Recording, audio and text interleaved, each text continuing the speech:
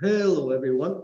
This is Professor Ma, and this is the short introductions on the sections on partial derivatives. Partial derivatives are at a point on a surface is the slope in the x-axis directions or the y-axis directions. Imagine you're on a surface of somewhere and you look in the x-axis directions. And if you were to walk along the surface, what will be the slope at that point? And once they are calculated quite easily by treating one of the variable as a constant and then do it the other way around. So you got different partial x, partial y. And then finally, what are these different direction in x direction slopes and on the y direction slopes is good for to measure this on a surface?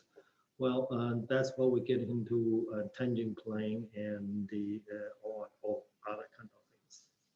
Okay, so here we go. So we have a surface of a functions and a piece of point on it, and we're going to set the b, y equal to b as a constant. Okay, and why y going to b? Oh, because that's a plane that's parallel to the x directions. So when I talk about the slope in the x directions, I'm talking about in this plane, the slope. And so if I take this intersection down to the xz plane, then I can see that this is in the plane y equal to b, and then the line have a slope. And how do I calculate that slope? I take the derivative of dz dx. Well, but in the equations, is what about the y? Well, y is a number of b. So that we say that's the partials, and we use these notations. Equal to at a p slope of the tangent at that point and in the x directions. Okay. And here's the limit definitions. Okay, you can think about that. And here's our calculator. Remember, we treat the y as a constant. So therefore, in every one of these expressions, think of y as your favorite number, say 5.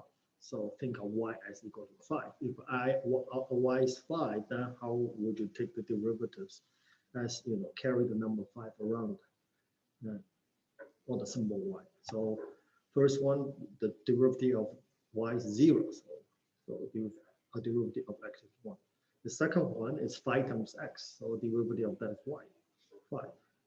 And the third one, is 5 times x squared, so the 2 comes down, it's 2 times y times x with the first power, and so on. So, okay, so you can relate to this. Okay, and similar here, that we can find then the parametric line, that's the tangent line at the point in the x directions. And how? We find the slope first. Okay, so you take the partial derivative with respect to x, so y, think of y as a constant. So to take the derivative of this, you can think of this as 49 minus x squared minus y squared to the half power. And I'm going to take the derivative of this. And this is constant, so it's only 1/2. Subtract 1/2, so this it brings down the expressions times derivatives of the inside, which minus 2x, and derivative of that is 0, that's minus 2x here. Then 2 and 2 cancels. So I get these versions, and then you plug in the numbers and you figure out that, oh, that slope is minus 1/3. So in these pictures, and that's the tangent line.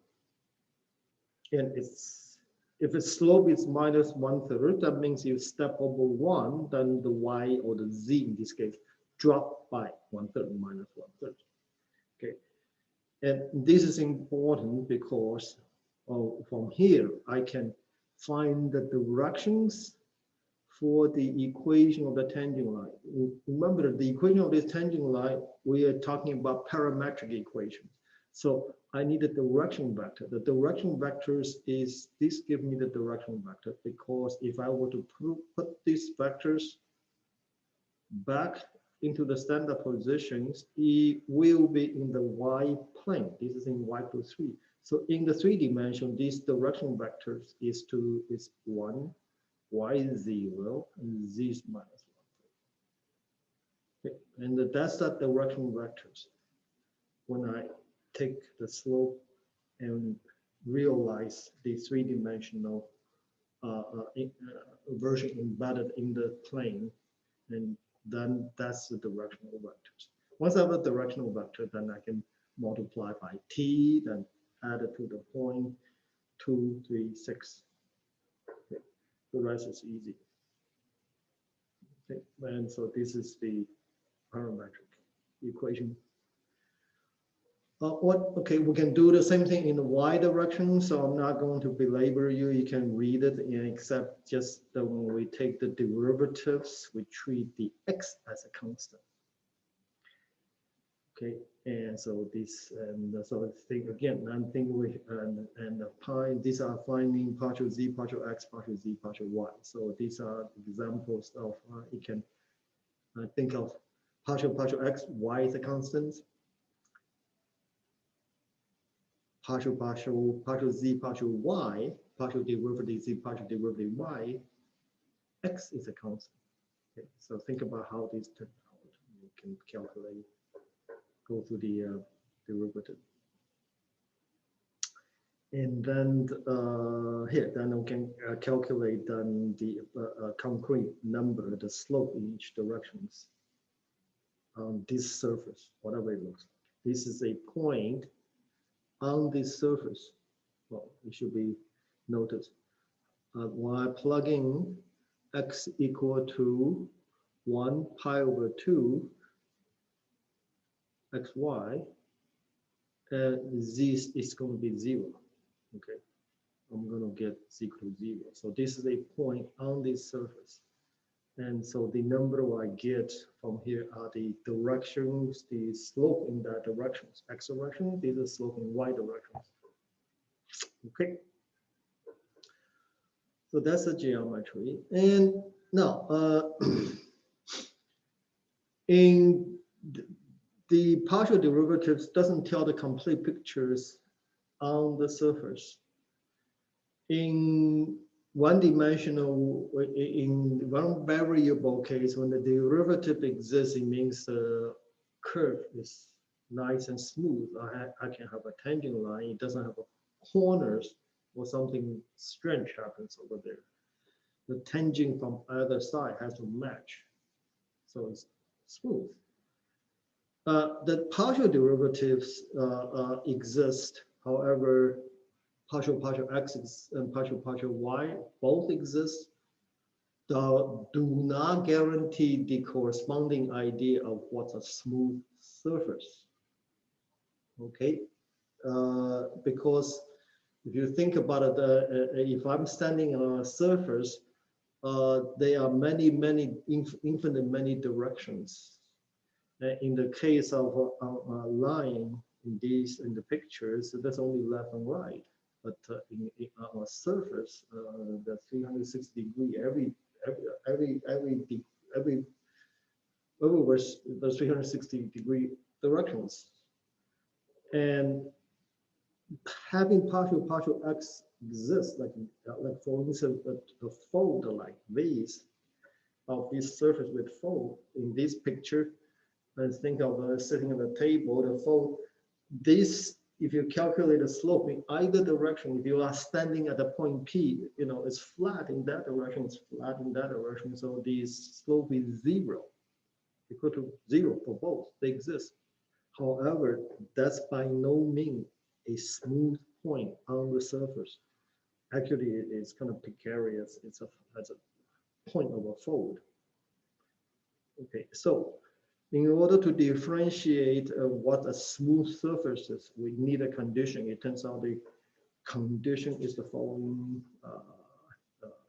That is, you require the partial derivative to exist, partial x, partial y exists at a point P, not only at a point P, but also a small neighborhood, everybody around it, that their partial derivative can also be calculated exist. Okay, that's condition number one. And condition number two is not only the partial derivative exists, but they are also continuous. If both conditions satisfied, then we have a smooth, then we have the corresponding ideas of a smooth curve to a smooth surface. Okay, means no crease basically. Okay. And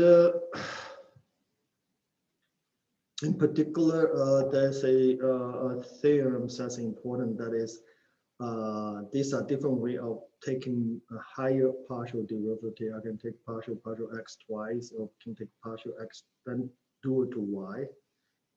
And so we read this in this order. We'll do partial, this is partial fx first, then do it to y. Okay, so x comes first. That, and so on. And then there's a theorem that says, these are actually the same. Okay, provided again, around the point P, provided if the partial derivative exists around a small neighborhood around that, everywhere, and then the partial derivatives are continuous. If that condition satisfies around a small patch that's over at a point P, then the partial derivative at a point inside that small patch, you can switch the order, they will be equal. Okay, and this is true for most elementary functions. So for example, if I make a polynomial like that, and you can calculate these two, you can switch the order of taking partial derivatives, and you wind up the same answer. Why? Because these are very nice functions, and its partial derivative exists around everywhere. Okay. And that's it.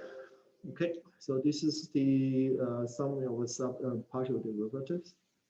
And bye-bye.